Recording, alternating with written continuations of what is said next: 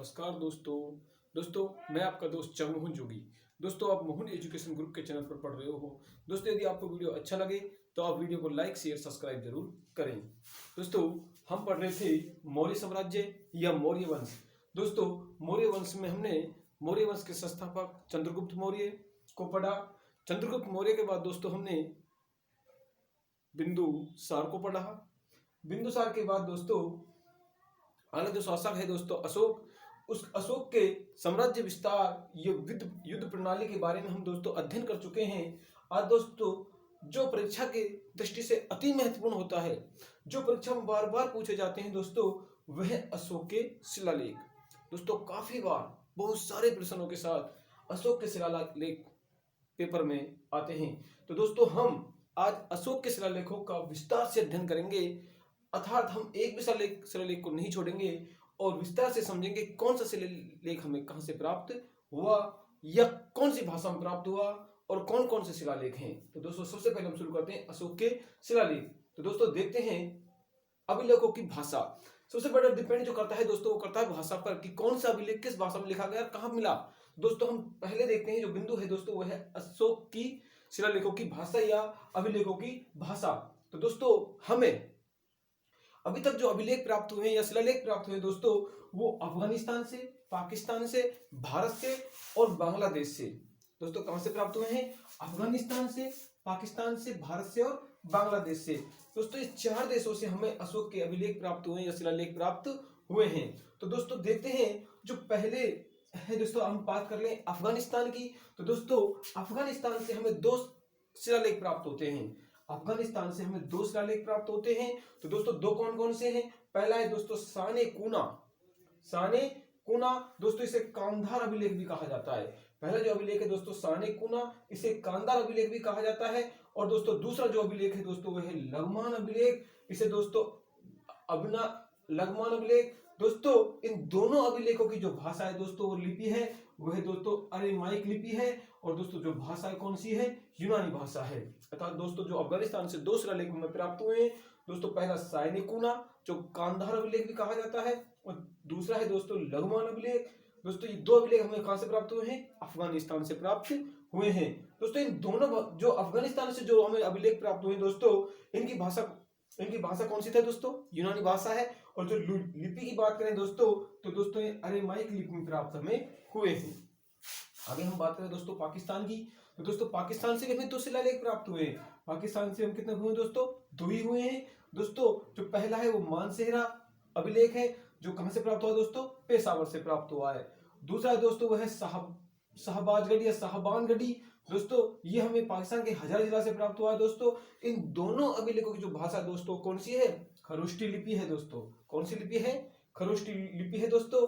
तीसरी बात करें हम दोस्तों, हमें जो अभिलेख प्राप्त हुए दोस्तों भारत से प्राप्त हुए, लेकिन भारत से दोस्तों हमें सबसे सर्वाधिक संख्या में अभिलेख प्राप्त हुए दोस्तों वह है छह हमें अभिलेख भारत से प्राप्त हुए अशोक के दोस्तों, जिनमें दोस्तों पहला है जोगर, दूसरा धोली, तीसरा दोस्तों सोपारा, चौथा दोस्तों गिरनार, पांचवा दोस्तों कालसी और दोस्तों जो छठा है वो दोस्तों एरनगुडी। दोस्तों जोगर और धोली अभिलेख हमें उड़ीसा से प्राप्त हुए हैं। जोगर और धोली जो अभिलेख अशोक के भारत में दोस्तों, वो हमें कहां से प्राप्त हुए हैं? उड़ीसा से प्राप्त हुए हैं। तो जबकि दोस्तों सोपारा अभिलेख हमें दोस्तों महाराष्ट्र से प्राप्त हुआ है। गिरनार दोस्तों हमें गुजरात से प्राप्त हुआ है और दोस्तों कालसी हमें उत्तराखंड से प्राप्त हुआ है। जबकि एरनगुडी दोस्तों हमें आंध्र प्रदेश से प्राप्त हुआ है। अर्थात दोस्तों यो कहें कि जो भारत से प्राप्त अभिलेख है दोस्तों, उनकी भाषा दोस्तों कौन सी है? ब्रह्म लिपि में प्राप्त हुए हैं। और दोस्तों भाषा कौन सी है? प्राकृत भाषा। अर्थात प्राकृत भाषा में अभिलेख लिखे गए हैं दोस्तों, और इनकी लिपि दोस्तों कौन सी है? ब्रह्मी लिपि की इनकी लिपि है। आगे बात करें दोस्तों हम बांग्लादेश से प्राप्त अभिलेखों की। दोस्तों बांग्लादेश से हमें एक अभिलेख प्राप्त हुआ है या एक शिलालेख प्राप्त हुआ है दोस्तों, जिसका नाम है महास्थान अभिलेख। दोस्तों इसकी लिपि कौन सी है? ये भारत वाली लिपि है दोस्तों, अर्थात इसकी लिपि ब्रह्म लिपि है और भाषा दोस्तों कौन सी है? प्राकृत भाषा है। अब बात कर ले दोस्तों हम अशोक के शिलालेखों का वर्गीकरण, अर्थात अशोक के शिलालेखों का किस प्रकार वर्गीकरण किया है दोस्तों? पहला है तो वृद्ध शिलालेख, अर्थात बड़े शिलालेख। अर्थात दोस्तों शिलालेख किसे कहते हैं? अर्थात दोस्तों वह लेख जो पत्थरों पर लिखे गए, अर्थात पत्थर के बड़े बड़े टुकड़ों पर लिखे गए, पत्थर की शिलाओं पर लिखे गए दोस्तों, उसे कहा गया वृद्ध शिलालेख या बड़े शिलालेख। दोस्तों इनकी संख्या कुल कितनी है? 14 है दोस्तों, और ये कुल 8 स्थानों से प्राप्त हुए हैं। दोस्तों इनकी संख्या 14 है और ये अभिलेख कहां से प्राप्त हुए? कुल भारत के 8 स्थानों से हमें प्राप्त हुए हैं। आगे बात करें दोस्तों स्तंभ लेख, इनकी कुल संख्या दोस्तों कितनी है? 7 और दोस्तों कुल स्थान कितने हैं दोस्तों? 6, अर्थात इनकी कुल संख्या 7 है और ये हमें 6 स्थानों से प्राप्त हुए। दोस्तों स्तंभ लेख कहते हैं कि एक स्तंभ बनाकर इस पे क्या करना? लेख लिखना। दोस्तों एक स्तंभ लगा दिया जाएगा और उस पे क्या लिख दिया जाएगा दोस्तों? लेख लिख दिया जाएगा। इसे कहा जाता है स्तंभ लेख। दोस्तों इनकी संख्या कुल 7 है और कुल स्थान कितने हैं दोस्तों? 6 स्थानों से हमें प्राप्त हुए हैं। दोस्तों तराई अभिलेख, दोस्तों तराई अभिलेखों की संख्या 2 है और दोस्तों कुल स्थानों से किसने प्राप्त हुए? हमें भी ये 2 स्थानों से प्राप्त हुए हैं। दोस्तों आगे बात करें हम गुहा अभिलेख की, दोस्तों कुल इनकी संख्या 4 है और गुहा अभिलेख क्या होते हैं दोस्तों? गुफाओं के अंदर या गुफाओं के मुख पर जो लेख लिखे जाते हैं दोस्तों उन्हें कहा जाता है गुहा लेख। दोस्तों आगे बात करें 5 नंबर की, दोस्तों जो अशोक के अन्य अभिलेख है दोस्तों वह है प्रथम कलिंग अभिलेख और दोस्तों अगला है कौशाम्बी अभिलेख और तीसरा दोस्तों भाब्रू अभिलेख। ये दोस्तों अशोक के अन्य अभिलेख हैं। आगे हम बात करें दोस्तों अशोक के वृहद शिलालेखों की, अर्थात बात करें अशोक के वृहद शिलालेख। दोस्तों अभी हमने पढ़ा है अशोक के जो वृहद शिलालेख है दोस्तों उनकी संख्या कितनी है? 14 है और दोस्तों वो कितने कहां से प्राप्त हुए दोस्तों? हमें 8 स्थानों से प्राप्त हुए हैं। तो दोस्तों हम देख लेते हैं 8 स्थानों कौन कौन से हैं। दोस्तों अशोक के वृहद शिलालेखों में कुल संख्या 14 है और कुल स्थान कितने दोस्तों? 8 हैं। तो दोस्तों पहला है शहबाज गढ़ी अभिलेख, जो दोस्तों कहां है? पाकिस्तान में है। पहला अभिलेख है दोस्तों शहबान गढ़ी अभिलेख, जो कहां है? पाकिस्तान में है। और दूसरा दोस्तों मानसेहरा अभिलेख, जो कहां है दोस्तों? पाकिस्तान में। अर्थात दोस्तों ये दोनों जो अभिलेख हैं इनकी भाषा कौन सी है? खरोष्टी भाषा है। तीसरा अभिलेख है दोस्तों कालसी अभिलेख, जो कहां है दोस्तों? उत्तराखंड में है। चौथा दोस्तों जौनगढ़ अभिलेख, जो दोस्तों कहां है? उड़ीसा में है। पांचवा दोस्तों धौली, ये भी कहां है दोस्तों? उड़ीसा में है।